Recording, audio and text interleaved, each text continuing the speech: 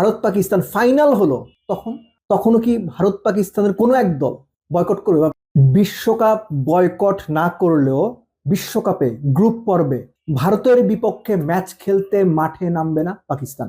পাকিস্তান সরকারের পক্ষ থেকেই এই ঘোষণা দেওয়া হয়েছে। অনেক বড় খবর, অনেক বড় খবর এই অর্থে, এই যে আইসিসির রেভিনিউ, সহজ কথায় টাকা পয়সা রোজগারের যে ব্যবস্থা বিশ্বকাপ থেকে, এই রোজগারের একটা বড় অংশ আসে ভারত পাকিস্তান ম্যাচ থেকে। টিকিট বিক্রি, স্পন্সরদের অনেক অনেক আগ্রহ, একই সঙ্গে টিভি রাইটস বা ব্রডকাস্ট রাইটস, অনেক হিসেব নিকেশ আছে। কিন্তু পাকিস্তানের এই যে সিদ্ধান্ত, এই সিদ্ধান্ত নিশ্চিতভাবেই আইসিসির জন্য বিরাট একটা ধাক্কা, ভারতের জন্য ধাক্কা। একটা ব্যাপার খেয়াল করেন যে পাকিস্তান বিশ্বকাপ বয়কট করতে পারে, খেলবে না, বাংলাদেশের পাশে দাঁড়াবে, বাংলাদেশের সাপোর্ট দেবে। আমি শুরু থেকে এই কথাটা বলে আসছি যে পাকিস্তান নৈতিকভাবে বাংলাদেশের অবস্থানকে যদি সাপোর্ট দেয়, দ্যাট ইজ ফাইন, এটা যে কোনো দেশই দিতে পারে।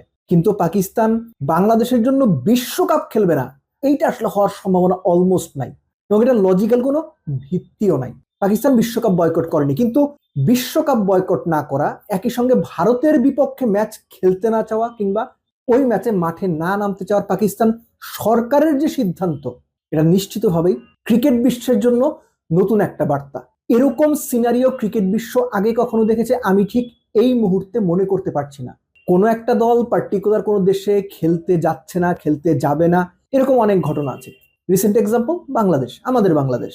কিন্তু টুর্নামেন্টের বেশ খানিকটা সময় আগে, অন্তত 2 সপ্তাহ আগে, ম্যাচের 2 সপ্তাহ আগে, কোনো পার্টিকুলার অপোনেন্ট, ওই অপোনেন্টের বিপক্ষে আমরা ম্যাচ খেলতে নামবো না, এরকম ঘোষণা বিরল। এবং এর ফলে যেটা হবে, অর্থনৈতিকভাবে আইসিসির যে চাঙ্গা হওয়ার সুযোগ, আর আইসিসি অর্থনৈতিকভাবে লাভবান হলো, তো সেটা ভারতেরই লাভ। কেননা আপনারা সবাই জানেন আইসিসি যে পরিমাণ টাকা লাভ করে ক্রিকেট প্লেইং কান্ট্রিগুলোর মধ্যে যেভাবে বন্টন করা হয়, এর মধ্যে 3/1 বা তারও বেশি ভারত একাই পায়। সো এই যে ভারত পাকিস্তান ম্যাচ, সেটা সত্যিকার অর্থে পাকিস্তান যদি শেষ পর্যন্ত তাদের এই অবস্থানে অটল থাকে, তাহলে সেই ম্যাচটা হচ্ছে না। যদি পরবর্তী রাউন্ডে পাকিস্তান যায়, ভারতও যদি যায়, তাহলে আরেকটা ভারত পাকিস্তান ম্যাচ হওয়ার কথা।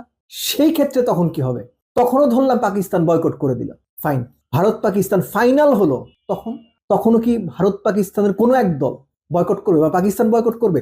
সো এরকম করে face by face Bharat Pakistan match যদি সত্যিকার অর্থেই মাঠে না গড়ায়, আপনি নিশ্চিত থাকতে পারেন আইসিসির টোটাল যে রেভিনিউ, তার অন্তত 3/1 পকেটে থাকবে না।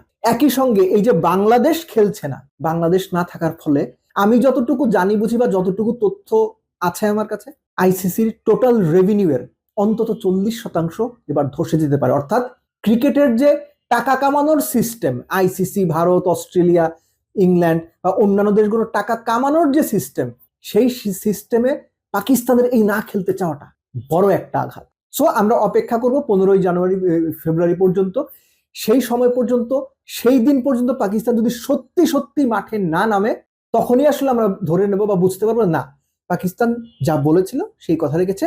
লাস্টলি এই সিদ্ধান্ত ম্যাচের অন্তত 2 সপ্তাহ আগে জানানোর মধ্য দিয়ে আইসিসির সামনেও কিন্তু সুযোগ তৈরি হলো যে তারা পাকিস্তানকে এই ব্যাপারে সতর্ক পদক্ষেপ নিতে আহ্বান জানাবে কিংবা কিছু একটা বলবে।